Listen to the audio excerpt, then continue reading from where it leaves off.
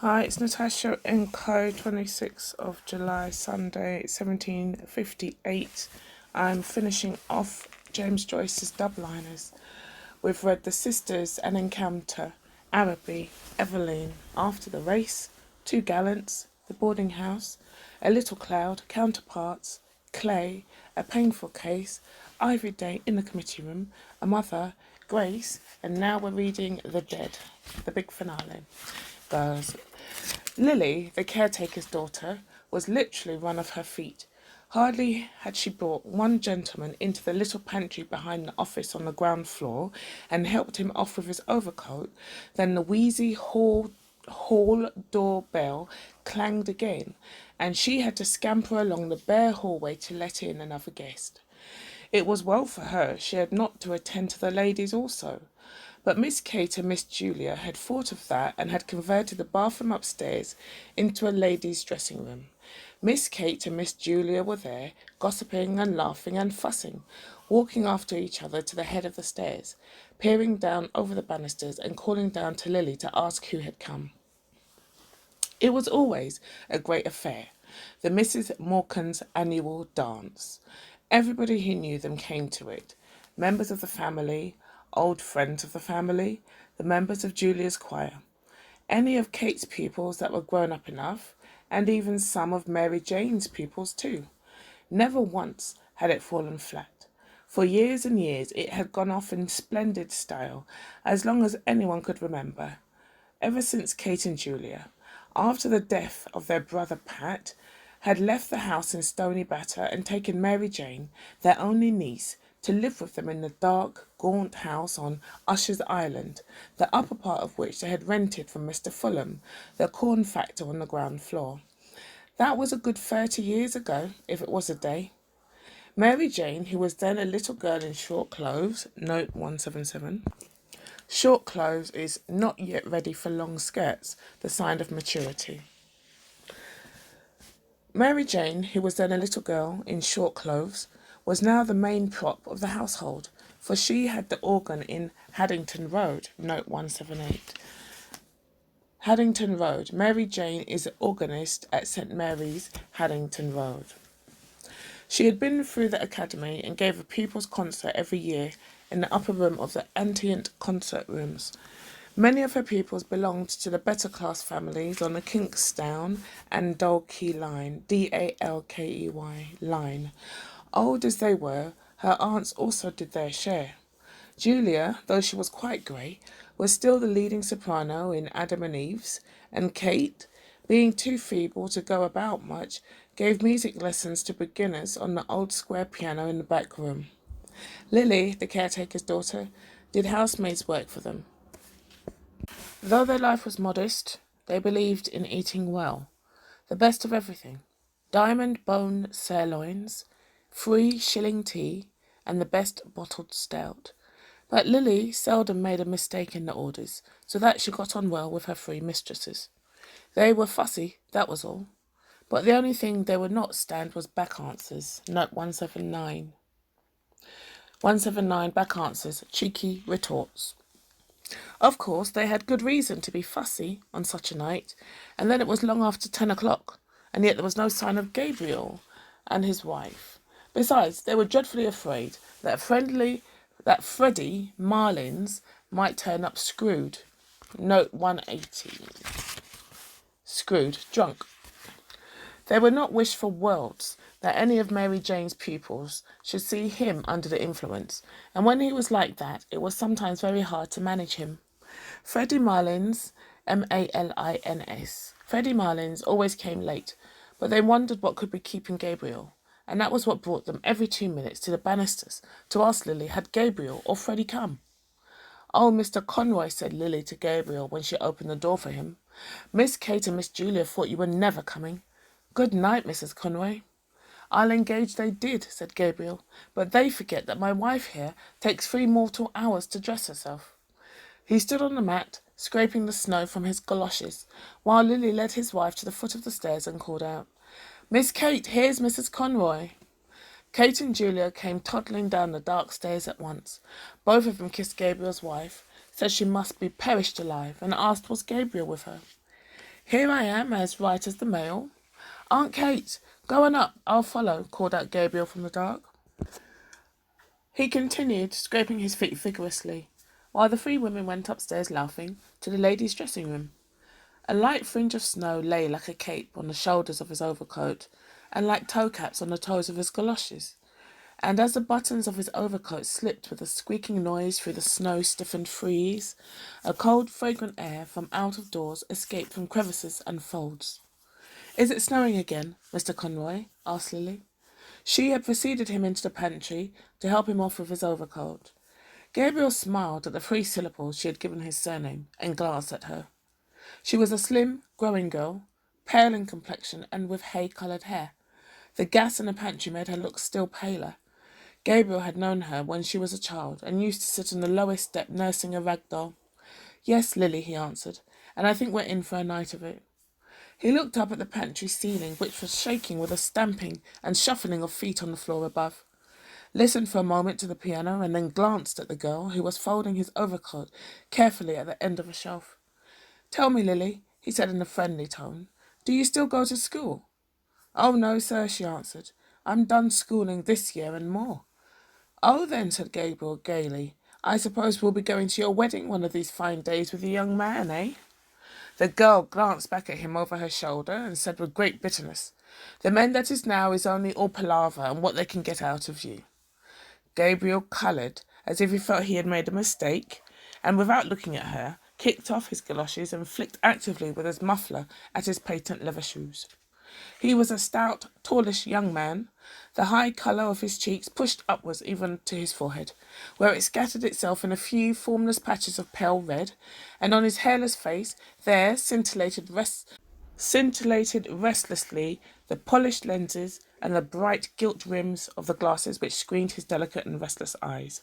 His glossy black hair was parted in the middle and brushed in a long curve behind his ears, where it curled slightly beneath the groove left by his hat. When he had flicked lustre into his shoes, he stood up and pulled his waistcoat down more tightly on his plump body. Then he took a coin rapidly from his pocket. "Oh, Lily," he said, thrusting it into her hands. "It's Christmas time, isn't it?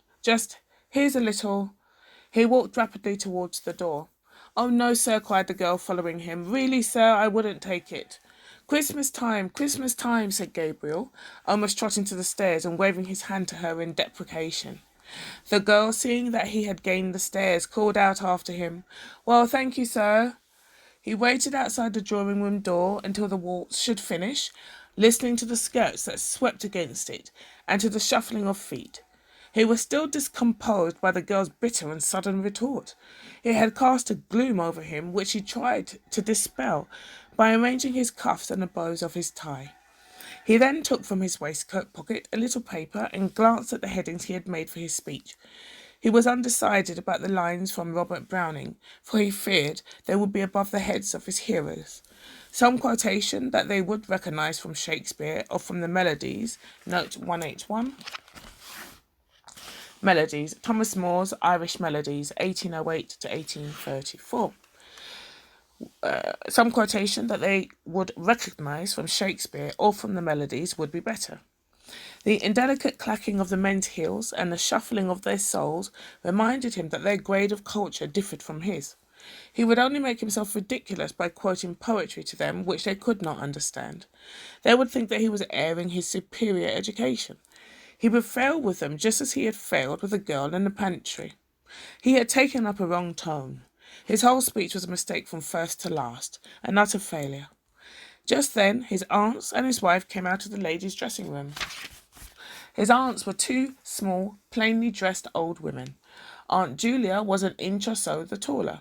Her hair, drawn low over the tops of her ears, was grey, and grey also, with darker shadows, was a large, flaccid face.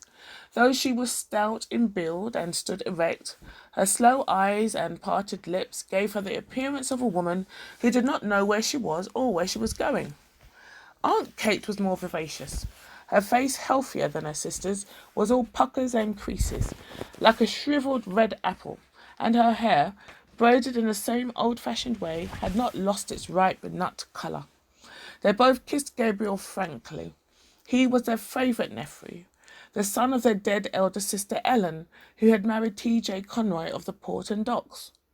Greta tells me you're not going to take a cab back to Monkstown tonight, Gabriel, said Aunt Kate. No, said Gabriel, turning to his wife. We had quite enough of that last year, hadn't we? Don't you remember, Aunt Kate? What a cold Greta got out of it. Cab windows rattling all the way, and the east wind blowing in after we passed Merion. Very jolly it was. Greta caught a dreadful cold. Aunt Kate frowned severely and nodded her head at every word. Quite right, Gabriel, quite right, she said. You can't be too careful. But as for Greta there, said Gabriel, she'd walk home in the snow if she were let. Mrs. Conroy laughed. Don't mind him, Aunt Kate, she said. He's really an awful bother. What with green shades for Tom's eyes at night, and making him do the dumbbells, and forcing Eva to eat the stirabout. The poor child. And she simply hates the sight of it. Oh, but you'll never guess what he makes me wear now.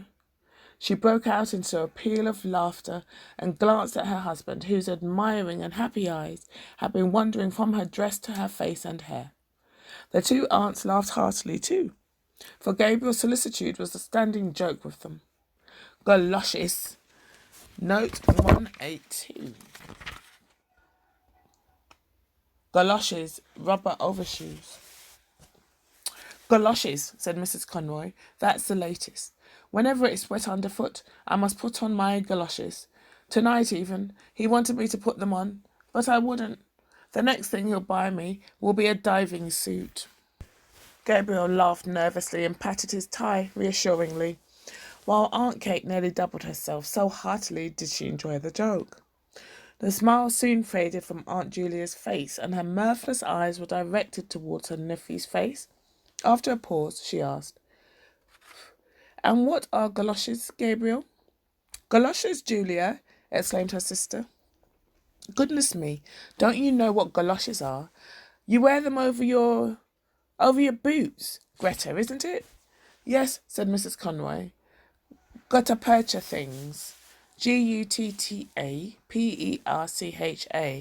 Gutta-percha things. We both have a pair now. Gabriel says everyone wears them on the continent. Oh, on the continent, murmured Aunt Julia, nodding her head slowly.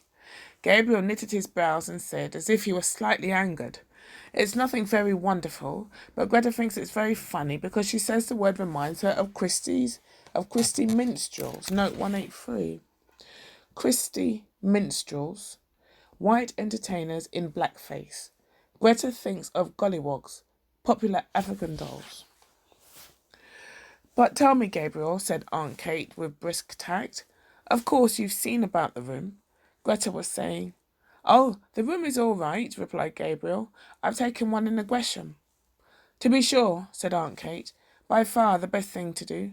And the children, Greta, you're not anxious about them. Oh, for one night, said Mrs. Conroy.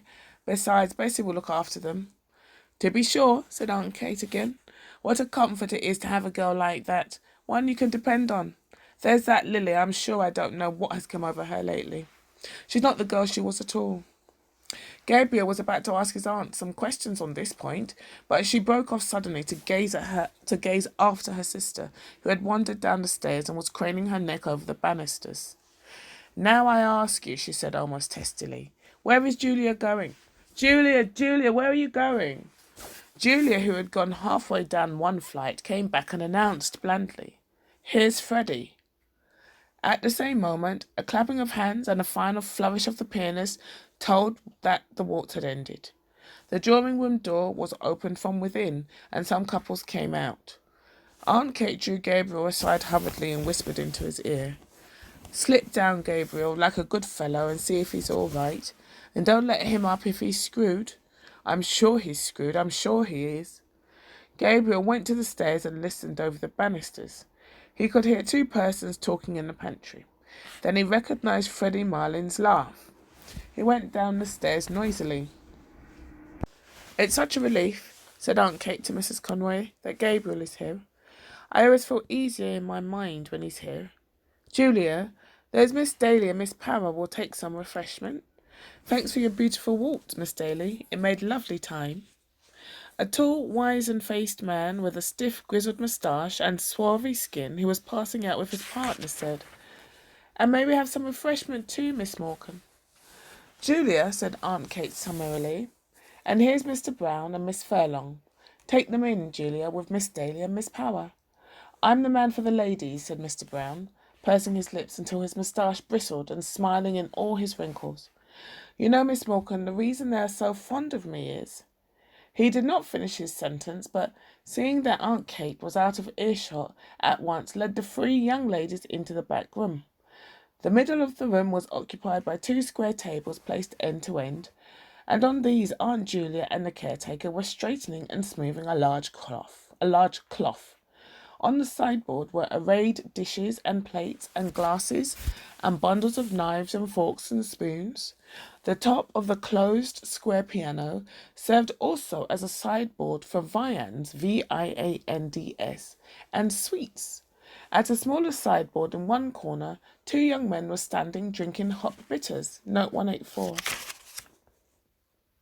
Hop bitters, a fizzy, non-alcoholic drink. Mr. Brown led his charges thither and invited them all, in jest, to some ladies' punch, hot, strong, and sweet.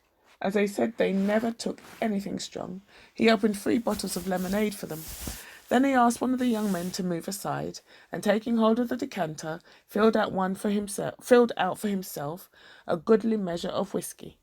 The young men eyed him respectfully while he took a trial sip. "God help me," he said, smiling. "It's the doctor's orders." His wizened face broke into a broader smile, and the 3 young ladies laughed in musical echo to his pleasantry, swaying their bodies to and fro with nervous jerks of their shoulders. The boldest said, "Oh, now, Mr. Brown, I'm sure the doctor never ordered anything of the kind." Mr. Brown took another sip of his whisky and said with sidling mimicry, "Well, you see, I'm like the famous Mrs. Cassidy, who is reported to have said, 'Now, Mary Grimes, if I don't take it, make me take it, for I feel I want it.'" His hot face had leaned forward a little too confidentially, and he had assumed a very low Dublin accent, so that the young ladies, with one instinct, received his speech in silence. Miss Furlong, who was one of Mary Jane's pupils, asked Miss Daly what was the name of the pretty waltz she had played, and Mr. Brown, seeing that he was ignored, turned promptly to the 2 young men, who were more appreciative. A red-faced young woman dressed in pansy came into the room, excitedly clapping her hands and crying, "Quadrilles, quadrilles! Quadrilles, quadrilles!" Close on her heels came Aunt Kate, crying, "2 gentlemen and 3 ladies, Mary Jane." "Oh, here's Mr. Bergin and Mr. Kerrigan," said Mary Jane. "Mr. Kerrigan, will you take Miss Power? Miss Furlong, may I get you a partner? Mr. Bergin." "Oh, that'll just do now." "3 ladies, Mary Jane," said Aunt Kate. The 2 young gentlemen asked the ladies if they might have the pleasure, and Mary Jane turned to Miss Daly.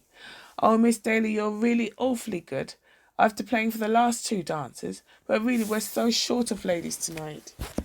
"I don't mind in the least, Miss Morgan, but I've a nice partner for you. Mr. Bartell Darcy, the tenor. I'll get him to sing later on. All Dubliners raving about him." Lovely voice," said Aunt Kate. As the piano had twice begun the prelude to the first figure, Mary Jane led her recruits quickly from the room. They had hardly gone when Aunt Julia wandered slowly into the room, looking behind her at something. "What is the matter, Julia?" asked Aunt Kate anxiously.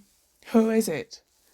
Julia, who was carrying in a column of table napkins, turned to her sister and said simply, as if the question had surprised her, "It's only Freddie, Kate, and Gabriel with him." In fact, right behind her, Gabriel could be seen piloting Freddie Mylins across the landing. The latter, a young man of about 40, was of Gabriel's size and build, with very round shoulders. His face was fleshy and pallid, touched with colour only at the thick hanging lobes of his ears and at the wide wings of his nose. He had coarse features, a blunt nose, a convex and receding brow, tumid and protruded lips. His heavy-lidded eyes and the disorder of his scanty hair made him look sleepy. He was laughing heartily in a high key at a story which had been telling Gabriel on the stairs, and at the same time rubbing the knuckles of his left fist backwards and forwards into his left eye. "Good evening, Freddie," said Aunt Julia. Freddie Mullins bade the Misses Morgan good evening in what seemed an offhand fashion by reason of the habitual catch in his voice, and then seeing that Mr. Brown was grinning at him from the sideboard, crossed the room on rather shaky legs and began to repeat in an undertone the story he had just told to Gabriel. "He's not so bad, is he?" said Aunt Kate to Gabriel. Gabriel's brows were dark, but he raised them quickly and answered, "Oh no, hardly noticeable." "Now, isn't he a terrible fellow?" she said. "And his poor mother made him take the pledge on New Year's Eve. But come on, Gabriel, into the drawing room." Before leaving the room with Gabriel, she signalled to Mr. Brown by frowning and shaking her forefinger in warning to and fro. Mr. Brown nodded in answer, and when she had gone, said to Freddie Mullins, "Now then, Teddy, I'm going to fill you out a good glass of lemonade just to buck you up." Freddie Mullins, who was nearing the climax of his story, waved the offer aside impatiently. But Mr. Brown, having first called Freddie Mullins' attention to a disarray in his dress, filled out and handed him a full glass of lemonade. Freddie Mullins' left hand accepted the glass mechanically, his right hand being engaged in the mechanical readjustment of his dress. Mr. Brown, whose face was once more wrinkling with mirth, poured out for himself a glass of whisky while Freddie Mullins exploded, before he had well reached the climax of his story, in a kink of high-pitched bronchitic laughter, and setting down his untasted and overflowing glass, began to rub the knuckles of his left fist backwards and forwards into his left eye, repeating words of his last phrase as well as his fit of laughter would allow him. I'm going to stop here. I've just realised the last story is super long, so I'm going to divide it up into 3 and stop it there. So thanks for listening. This is page 134.